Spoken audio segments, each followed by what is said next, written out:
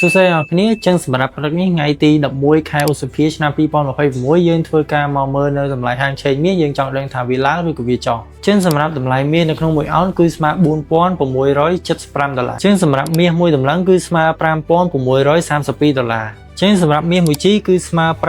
$563ចឹងសម្រាប់តម្លៃមាស1គីឡូវិញគឺស្មើ$15184ចឹងសូមបញ្ជាក់អ្នកនរគ្នាបន្តិចគឺតម្លៃហាងឆេងមាសទាំងអស់នេះគឺគិតត្រឹមម៉ោង8ព្រឹកនេះចឹងសម្រាប់ការប្រែប្រួលគឺវាអាស្រ័យទៅលើទីផ្សារជាក់ស្ដែងហើយនេះគឺជា position ដែលខ្ញុំបានហូរតាំងពីថ្ងៃសុក្រសប្តាហ៍មុនហើយខ្ញុំក៏បានតម្លាក់ចូលក្នុង group signal ផងដែរដែលឲ្យទិញលក់នៅតម្លៃនេះហើយនៅក្នុងវីដេអូមុនក៏ខ្ញុំបាន recap ជូនអ្នកនរគ្នាផងដែរថាហេតុអ្វីបានជាខ្ញុំចូល sell នៅកន្លែងហ្នឹងហើយតើតម្លៃមាសនឹងអាចរត់ចូលដល់តម្លៃណាចឹងអ្នកនេះអាចមើលបានគឺងើបព្រឹកឡើងគឺ take profit តែម្ដងចឹងបើសិនជាអ្នកនរគ្នាមិនទាន់មានករណីក្នុងការជួញដូរតម្លៃមាសទេអាចធ្វើការតាក់ទងមកខ្ញុំបានគឺយើង start up ចាប់ពី$10ឡើងទៅទេហើយសម្រាប់ group signal និង group mailing គឺខ្ញុំ free ជូនអ្នកនរគ្នាផងដែរចឹងអ្នកនេះកុំភ្លេច contact ទៅតាម Telegram នៅខាងលើបានសូមអរគុណអ្នកនរគ្នា